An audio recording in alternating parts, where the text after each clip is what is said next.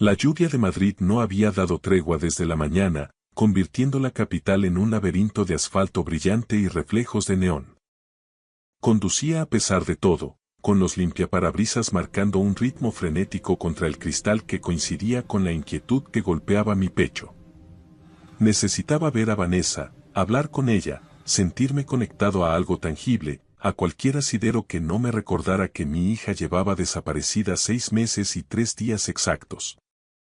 La torre de cristal se alzaba en el complejo de las 4 torres como un monolito de acero y soberbia contra el cielo plomizo de noviembre. 50 plantas de vidrio y pura ambición.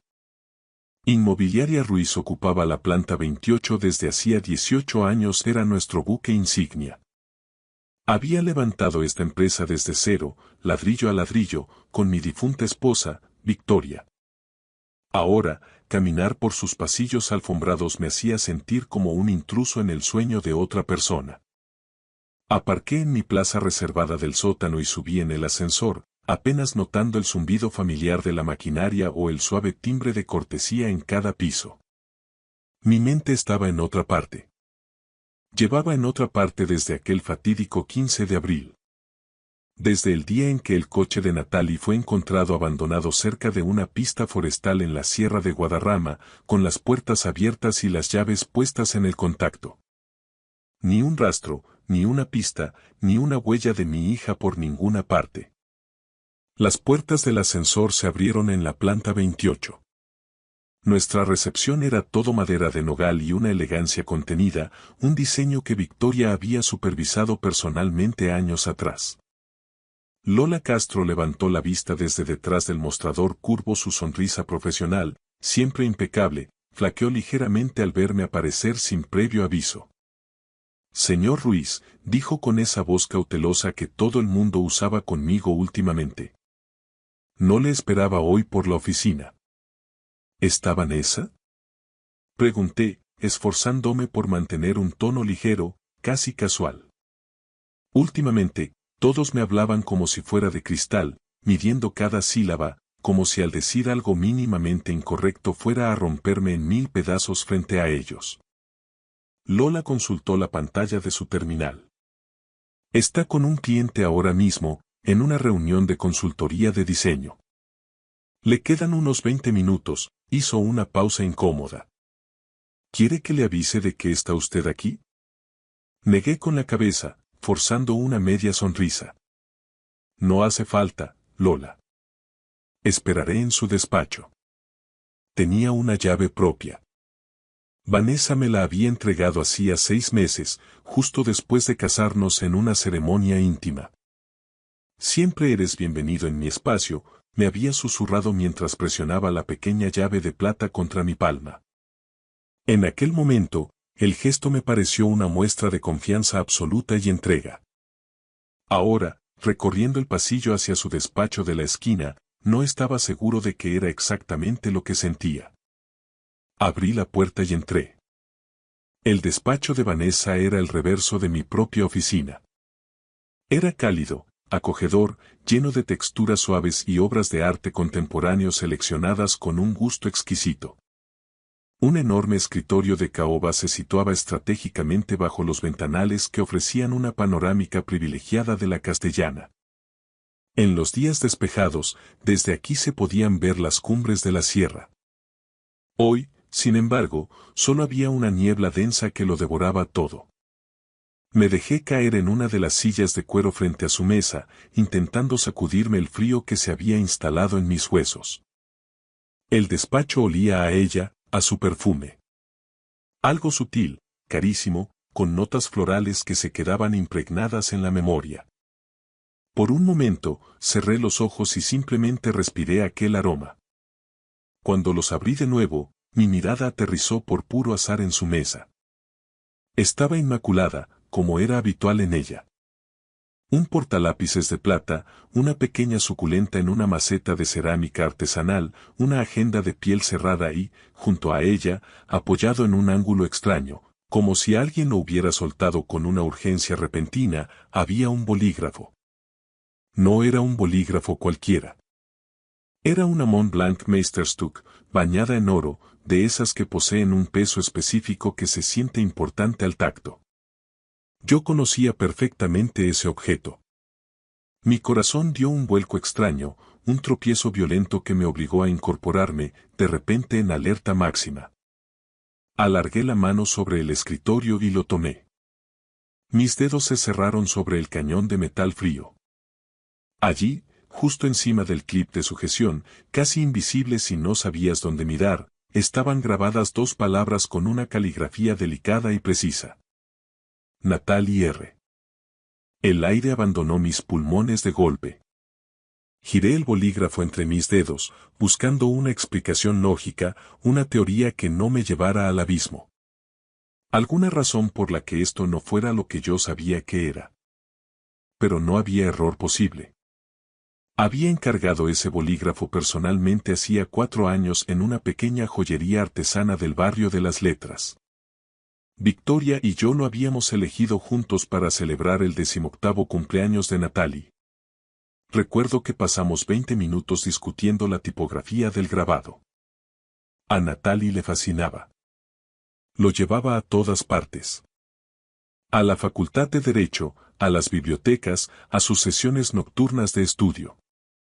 Me hace sentir como una profesional de verdad, bromeaba siempre. Prometió que nunca lo perdería. Pero Natalie llevaba desaparecida desde abril. La Policía Nacional encontró su vehículo a 40 minutos del centro, abandonado en una pista forestal secundaria. Su teléfono estaba en el asiento del copiloto con la pantalla estallada.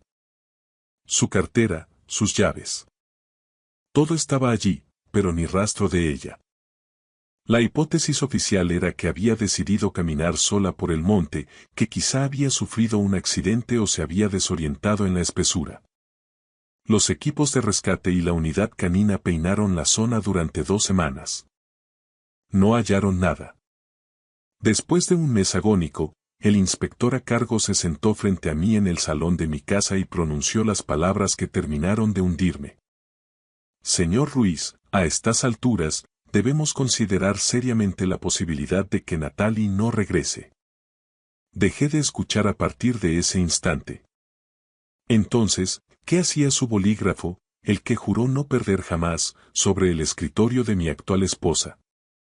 Me puse en pie, aún sujetándolo con fuerza, con la mente acelerada procesando escenarios. Quizá Natalie visitó a Vanessa antes de desaparecer. Quizá se le cayó por accidente. No. No tenía sentido. Natalie y Vanessa mantenían una relación distante. Mi hija era educada, pero siempre guardaba las distancias con ella. No había motivo alguno para que Natalie hubiera estado en este despacho privado. A menos que... Me quedé observando el bolígrafo. Pesaba más de lo normal. Demasiado. Por puro instinto, o tal vez por una desesperación ciega, agarré el cuerpo del bolígrafo con firmeza y tiré hacia arriba con fuerza. Durante un segundo, nada se dio. Luego, se escuchó un suave clic mecánico, seco, como el sonido de una cerradura de alta seguridad desbloqueándose. Me quedé paralizado, conteniendo el aliento. La pared revestida de madera tras la estantería de Vanessa comenzó a vibrar sutilmente. Con un zumbido eléctrico casi imperceptible, toda la sección de libros y archivadores se deslizó hacia la izquierda, revelando un pasaje que desafiaba toda lógica arquitectónica del edificio. Detrás de la pared se abría una negrura absoluta y unas escaleras. Una estructura estrecha que descendía hacia un espacio que no figuraba en ningún plano de la torre de cristal. Me quedé en el umbral del despacho, con el bolígrafo aún apretado en el puño, contemplando un vacío que no podía explicar. Mi corazón martilleaba con tal violencia que sentía el pulso en los oídos. Se me había secado la boca por completo. En algún lugar del edificio, oí el eco de un ascensor y voces lejanas en el pasillo. Debería haber gritado. Debería haber salido corriendo a buscar a Lola o llamado a emergencias. En lugar de eso, di un paso hacia la oscuridad y luego otro. La penumbra me devoró. El aire cambió drásticamente mientras descendía. Se volvió más gélido, más viciado. Era el tipo de aire que no se ha movido en meses. Tanteé la pared con la mano izquierda, era hormigón rugoso y ligeramente húmedo. La usé como guía para bajar los escalones, que eran estrechos y empinados, diseñados para pasar desapercibidos. Los conté mecánicamente. 10, 15, 20. Al llegar al final, mis ojos tardaron en acostumbrarse a la escasa iluminación. Un único foco LED en el techo bañaba el lugar con un resplandor pálido, casi clínico. Lo que vi ante mí carecía de sentido. Era una estancia de unos 12 metros cuadrados, totalmente recubierta con paneles de espuma de alta densidad. Insonorización profesional. En una esquina, una cama de hospital con una manta gris. Junto a ella, una mesa mínima con botellas de agua y barritas energéticas. Contra la pared opuesta, una nevera pequeña, una puerta que conducía a un aseo improvisado y, en la esquina superior, vigilándolo todo, una cámara de seguridad con una pequeña luz roja que parpadeaba con una cadencia hipnótica. La habitación estaba meticulosamente organizada. Alguien había diseñado esta celda con una frialdad aterradora. Di un paso adelante, y fue entonces cuando reparé en la figura sobre la cama. Estaba acurrucada de costado, dándome la espalda. Pelo oscuro, ahora mucho más largo y apelmazado, hombros delgados que se adivinaban bajo la manta, una mano pálida descansando sobre la almohada. Natalie. Mi voz se quebró al pronunciar su nombre, apenas un hilo de aire. La figura se tensó. Se dio la vuelta con una lentitud agónica, parpadeando ante la luz. Cuando sus ojos se encontraron con los míos, se dilataron por el horror y la incredulidad. Como si estuviera viendo una aparición. Natalie, repetí, y esta vez me lancé hacia ella, cayendo de rodillas junto al camastro. Ella se incorporó apoyada en un codo, estudiándome con la mirada perdida. Su rostro estaba demacrado, con ojeras profundas que parecían hematomas y los pómulos marcados bajo una piel casi traslúcida. Pero era ella. Mi hija. Estaba viva. Papá. La palabra fue un susurro roto, casi inaudible. Alargué la mano para tocarla y ella se estremeció, un reflejo de puro miedo. Pero al notar el calor de mi piel, comprendió que no era un sueño. Se derrumbó sobre mis brazos y comenzó a sollozar de una forma que me desgarró el alma. Eran gritos mudos de socorro acumulados durante meses. La estreché contra mí, acunando su cabeza, sintiendo como mis propias lágrimas empapaban su pelo enredado. «Estás aquí», repetía ella una y otra vez. «Estás aquí de verdad». «Estoy aquí, pequeña. Te tengo. No te voy a soltar». Me aparté solo lo necesario para evaluarla. Estaba débil, con los labios cortados y una palidez que me indicaba que no había visto la luz del sol en medio año. Pero estaba lúcida. ¿Cómo?, preguntó con voz ronca. ¿Cómo has dado conmigo? Tu bolígrafo, dije, señalando el objeto que aún sostenía. La Mont Blanc estaba en el despacho de Vanessa. Al tocarla, se abrió el mecanismo. La expresión de Natalie cambió drásticamente. El alivio fue reemplazado por un odio gélido. Se lo quedó, susurró Natalie.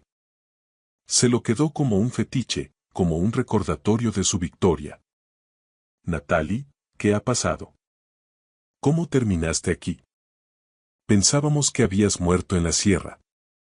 Me drogó, sentenció Natalie con una firmeza que me heló la sangre. Fue Vanessa. Aquel 15 de abril me citó para tomar un café, dijo que quería que nos conociéramos mejor, que quería ser una buena madre para mí. Natalie soltó una carcajada amarga. Fui una estúpida. Accedí a verla aquí, en la oficina, cuando ya no quedaba nadie. Me sirvió una copa de vino y a los 10 minutos el mundo empezó a dar vueltas. Sentí que la mandíbula se me tensaba hasta doler. Vanessa, la mujer con la que compartía mi cama, la que me consolaba cada noche por la pérdida de mi hija, era quien la tenía encerrada bajo sus pies. ¿6 meses? Pregunté, aunque la respuesta me quemaba por dentro. Baja una vez por semana. Me trae suministros, me vigila. Me dice que pronto seré declarada muerta legalmente y que entonces ya no seré un problema para sus planes. La abracé de nuevo, jurándome a mí mismo que Vanessa pagaría por cada segundo de este infierno. Pero ahora, la prioridad absoluta era salir de allí. ¿Puedes caminar?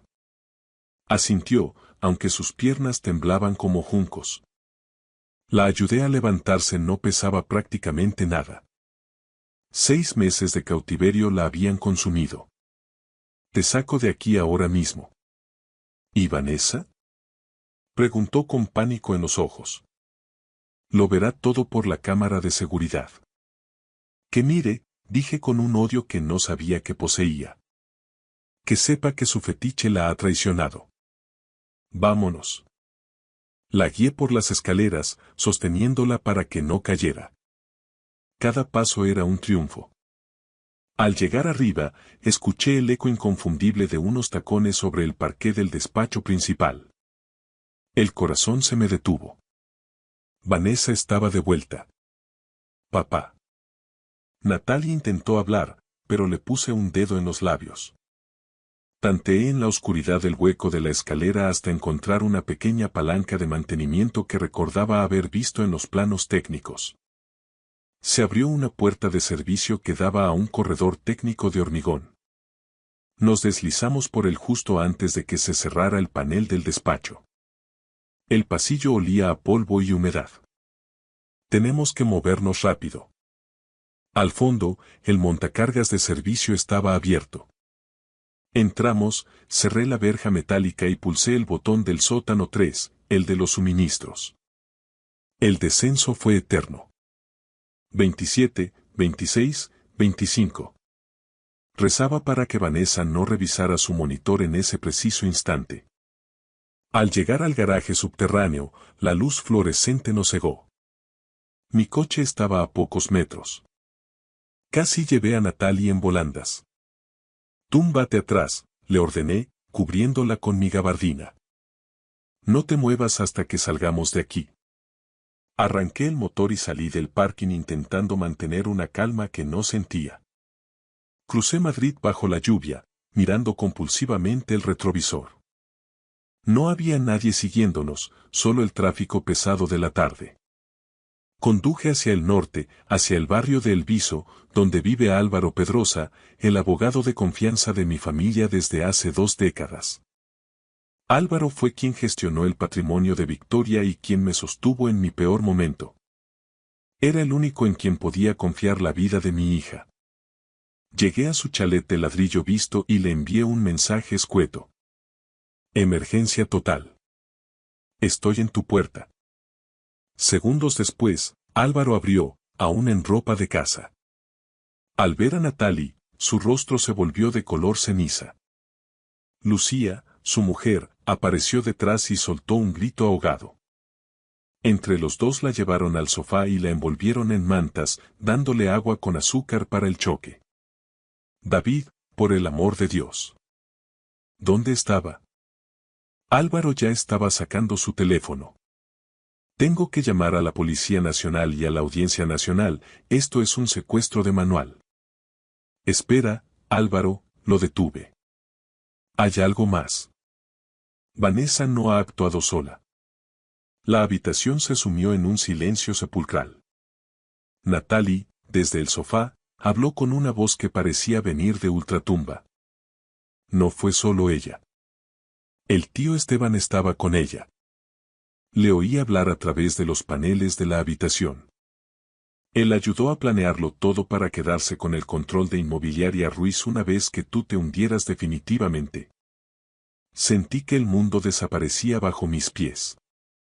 Esteban Barroso, mi socio, mi mejor amigo, el hombre que me entregó el pañuelo en el entierro de mi primera esposa. Álvaro me puso una mano firme en el hombro. David, esto cambia las reglas del juego. Estamos ante una organización criminal. Tenemos que actuar ahora mismo, antes de que se den cuenta de que ella se ha ido. Miré a mi hija, rota pero libre, y supe que la lluvia de Madrid estaba a punto de convertirse en una tormenta que arrasaría con todo. Esa noche, el silencio en el chalet de Elviso era tan pesado como el hormigón de la celda de la que acabábamos de escapar. No dormimos. Álvaro se recluyó en su despacho bajo una nube de humo de café frío, realizando llamadas discretas a antiguos contactos de la Audiencia Nacional y la Fiscalía, mientras consultaba registros mercantiles que solo un abogado con su red de contactos sabía interpretar.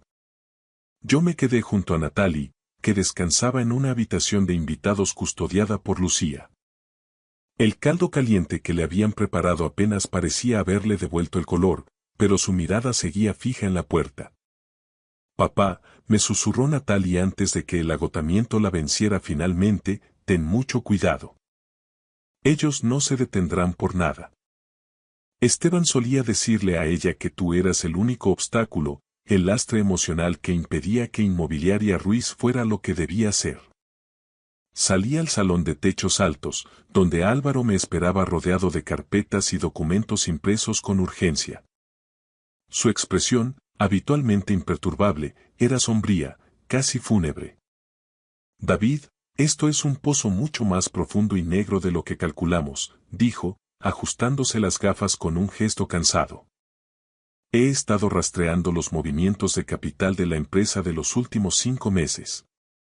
Esteban ha estado drenando los activos de forma sistemática hacia una cuenta en un paraíso fiscal, una sociedad instrumental con sede en las Islas Caimán. Pero lo que he encontrado sobre Vanessa es lo que debería helarte la sangre. ¿Qué pasa con ella?, pregunté, sintiendo un nudo de bilis en la garganta. Recordé cada beso, cada palabra de aliento que me dio tras la desaparición de mi hija. Investigué su pasado antes de su llegada a Madrid. Se hacía llamar Vanessa, pero su nombre real, según los registros que he logrado triangular con la ayuda de un contacto en Interpol, es Elena Martínez. Estuvo vinculada a 2 casos de fraude matrimonial de alto perfil en Argentina y México. En ambos casos, los maridos fallecieron por causas naturales poco después de haber modificado sus testamentos a favor de ella. Nunca hubo pruebas de cargo suficientes para procesarla, pero el patrón es idéntico. Me desplomé en el sofá de cuero, sintiendo que el suelo desaparecía bajo mis pies. Mi vida entera, mi segundo matrimonio, el supuesto apoyo incondicional para rescatar la empresa tras la muerte de Victoria. Todo había sido una representación coreografiada, una estafa letal de la que yo era el blanco final. Ella no buscaba solo una buena vida, continuó Álvaro, bajando la voz. Quería la empresa limpia de herederos. Si Natalie desaparecía legalmente tras el plazo de ausencia, ¿y tú? Bueno, si tú sufrías un accidente o te quitabas la vida debido a la depresión severa, ella heredaba el control total. Esteban se quedaría con su parte del pastel como gestor y ella desaparecería con el botín. ¿Qué hacemos ahora? Mi voz sonaba gélida, despojada de cualquier rastro de humanidad. El dolor se había cristalizado en una determinación cortante. Si acudimos a la policía local, nos arriesgamos, advirtió Álvaro. Esteban tiene amigos en todas partes, desde la administración hasta las comisarías de distrito. Podrían alertarlos antes de que lleguemos. Necesitamos pruebas físicas irrefutables dentro de esa habitación oculta antes de que tengan oportunidad de limpiarla. Y, sobre todo, necesitamos que ellos confiesen bajo presión. Yo me encargaré, sentencié, poniéndome en pie. Es un suicidio, David. Esteban es un depredador y Vanessa es una profesional del engaño. Han tenido a mi hija en una jaula de hormigón durante 6 meses, respondí, mirándolo fijamente. El peligro ya pasó para mí. Ahora es el turno de ellos de sentir miedo. A la mañana siguiente, Madrid despertó bajo una bruma sucia. Regresé a la torre de cristal con un micrófono oculto y una microcámara en la solapa, conectada en directo a un servidor seguro que Álvaro supervisaba en tiempo real. Entré en el despacho de Vanessa a las 8 de la mañana, cuando el edificio aún bostezaba y el grueso de la plantilla no había llegado. Vanessa ya estaba allí, impecable como siempre en su traje de diseño. Estaba de espaldas, contemplando el horizonte desde el ventanal hacia el Palacio de Comunicaciones en la Plaza de Cibeles. Se giró al oír el clic de la puerta y forzó una de esas sonrisas perfectas que antes me daban paz y ahora me provocaban náuseas físicas. David. ¡Qué sorpresa tan temprano!, dijo, acercándose para depositar un beso de Judas en mi mejilla. Me aparté con un movimiento brusco, casi violento. Te noté extraño ayer en el pasillo, cielo. ¿Estás bien? Te noto muy tenso. He encontrado el bolígrafo, Vanessa, dije, dejando la Mont Blanc de oro sobre el escritorio con un golpe seco que resonó en toda la estancia. El color desapareció de su rostro de forma instantánea, dejando paso a una palidez de cera. Sus ojos, antes cálidos, recorrieron el despacho con una agilidad felina, aterrizando en la estantería que ocultaba el pasaje secreto. No sé. No entiendo de qué me estás hablando, empezó a decir, pero su voz, su herramienta de trabajo, flaqueó por primera vez. No te molestes en actuar más, Elena. Natalie está a salvo. Está bajo custodia policial en este momento, mentí con una convicción absoluta para forzar su colapso. En ese instante, la puerta se abrió de golpe y Esteban Barroso entró en el despacho con su habitual aire de superioridad, portando un café de marca. Se detuvo en seco al notar que el aire en la habitación era irrespirable. ¿Qué ocurre aquí?, preguntó, alternando la mirada entre Vanessa y yo. Lo sabe, Esteban, susurró ella, y su voz ya no era dulce, sino un siseo afilado. Lo sabe absolutamente todo. Esteban dejó el café sobre una mesa auxiliar con una calma perturbadora. Su postura cambió por completo, ya no era el socio leal y el amigo de copas, sino un criminal acorralado que ya no necesitaba fingir. Caminó hacia la puerta, echó el cerrojo y se dio la vuelta. Bueno, David, dijo Esteban con una voz grave y sin emoción. Supongo que esto iba a pasar tarde o temprano. Eres un hombre demasiado sentimental, demasiado débil. Victoria lo era, Natalie lo era. Por eso este negocio nunca alcanzó la cima que yo proyectaba. Siempre frenándome con tu ética de vieja escuela y tus miedos morales. ¿Por eso la encerrasteis?, pregunté, luchando activamente por no saltar sobre él y apretar su cuello. ¿Por un porcentaje de beneficios? No se trata solo de dinero, intervino Vanessa, su máscara de esposa perfecta completamente hecha pedazos. Es una cuestión de justicia y eficiencia. Esteban levantó esta empresa contigo, pero tú eras el rostro, el que se llevaba la gloria y los dividendos. ¿Y yo? Yo simplemente soy una consultora de riesgos que sabe cuando una oportunidad es demasiado buena para dejarla pasar. Natalie empezó a sospechar de mis movimientos, a husmear en mis archivos privados. Se convirtió en un problema logístico. La habéis tenido medio año bajo tierra, como a un animal, dije, con la rabia vibrando en cada fibra de mi ser. Iba a ser un trámite temporal, dijo Esteban, encogiéndose de hombros con una indiferencia sociópata. Solo hasta que firmaras la cesión de poderes que ya tengo redactada. Después, bueno, habríais tenido un final trágico y poético juntos.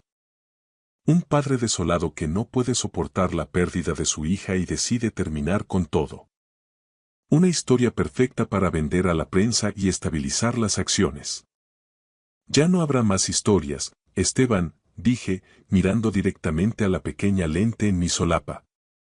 La función se ha acabado. En ese preciso momento, el eco de las sirenas empezó a rebotar contra los cristales de la torre, subiendo con fuerza desde la plaza de Colón. Vanessa corrió hacia el ventanal, horrorizada. Abajo, un despliegue masivo de la Policía Nacional bloqueaba los accesos a la Torre de Cristal. Has cometido un error fatal, David, dijo Esteban, sacando un pequeño mando a distancia del bolsillo de su chaqueta. No era un arma de fuego, pero era igual de letal. Si yo no salgo de aquí por mi propio pie, esa habitación de abajo se limpiará. Literalmente. He instalado un sistema de supresión de incendios por gas que no deja rastro de vida ni de ADN. Si Natalie sigue ahí, morirá en segundos. Llegas tarde, Esteban, dije, dándome la vuelta hacia la puerta sin mostrar ni un ápice de duda. Natalie no está ahí abajo. Está contando su historia a un fiscal en este mismo momento. Y la policía tiene la transmisión íntegra de esta confesión que acabas de regalarnos.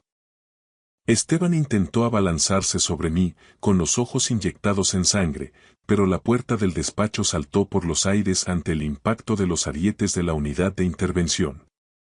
Todo lo que siguió fue un caos controlado de uniformes azules, gritos de detención y el sonido metálico de las esposas cerrándose sobre las muñecas de las dos personas en las que había depositado toda mi fe. El imperio de mentiras de Inmobiliaria Ruiz se estaba derrumbando, y por primera vez en meses, el aire en la planta 28 se sentía limpio. Pasaron los meses, pero el tiempo en Madrid parecía haber recuperado un peso distinto, más real. El juicio no fue solo un trámite legal, sino un auténtico terremoto mediático, un escándalo nacional que monopolizó las portadas del país y el mundo durante semanas. Los titulares hablaban de la celda de la Torre de Cristal y de una trama de codicia que superaba cualquier ficción. Esteban Barroso y Vanessa, o Elena Martínez, como rezaba su verdadera identidad en el acta judicial de la Audiencia Nacional, fueron condenados a penas máximas.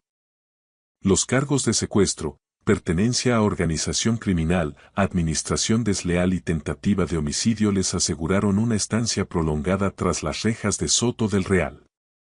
Inmobiliaria Ruiz sobrevivió al seísmo, aunque el precio fue una purga necesaria y dolorosa. Tuve que despedir a gran parte de la directiva y de los mandos intermedios que, por miedo o por una ambición ciega, habían decidido hacer la vista gorda ante las maniobras financieras de Esteban y la presencia constante de Vanessa en áreas restringidas. Sin embargo, el despacho de la planta 28 ya no tenía el mismo significado para mí. Aquellas paredes de vidrio ya no representaban el éxito, sino el eco de un cautiverio que casi me roba lo que más quería.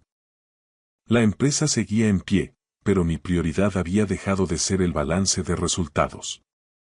Hoy es un día inusualmente despejado en Madrid, uno de esos días en los que el azul del cielo parece pintado con una claridad casi irreal. Estoy sentado en una terraza cerca del Parque del Retiro, sintiendo el calor del sol de mediodía en la cara mientras espero. Observo a la gente pasar por la calle de Alcalá, ajenos a la tragedia que casi nos consume, y entonces la veo. Natalie camina hacia mí entre la multitud. Ha recuperado peso y el tono saludable de su piel, su melena oscura vuelve a brillar con intensidad bajo el sol español y, lo más importante de todo, la luz ha regresado finalmente a sus ojos. El camino no ha sido fácil. Todavía sufre pesadillas recurrentes donde las paredes de su habitación se cierran sobre ella, y todavía se estremece de forma instintiva cuando escucha el sonido de un clic mecánico o un zumbido eléctrico. Pero está aquí. Estamos aquí. He pagado un precio muy alto por esta lección de vida. He aprendido que la traición más devastadora no siempre proviene de extraños con intenciones ocultas o enemigos declarados. A veces, la traición se sienta a desayunar contigo cada mañana, te da un beso de buenas noches antes de dormir y tiene la sangre fría de consolarte por las mismas pérdidas que ella misma ha provocado de forma deliberada. Ignoré mis instintos más básicos porque el miedo a la soledad tras la muerte de Victoria fue más fuerte que mi prudencia. Quise creer en una segunda oportunidad, en un nuevo comienzo, de una forma tan desesperada que cerré los ojos voluntariamente ante las evidencias que gritaban frente a mí. Me negué a ver la sombra detrás de la sonrisa de Vanessa. Pero la verdad tiene una forma caprichosa y extraña de salir a la luz, a veces grabada en la superficie de un simple bolígrafo de oro que alguien olvidó sobre un escritorio por un exceso de confianza. Ahora caminamos juntos por el parque, respirando el aire fresco que entra desde los jardines. Ya no hay secretos que guardar, no hay muros ocultos ni habitaciones insonorizadas en nuestras vidas. Solo existe el presente, este momento compartido bajo los árboles centenarios del Retiro. Y por primera vez en mucho tiempo, al mirar hacia adelante, el futuro no me parece un túnel oscuro y asfixiante, sino un camino abierto que ambos podemos recorrer con los ojos bien abiertos y el corazón en paz. Gracias por escuchar la historia hasta el final. Dale like y deja un comentario. Suscríbete al canal y activa la campana para no perderte la próxima historia.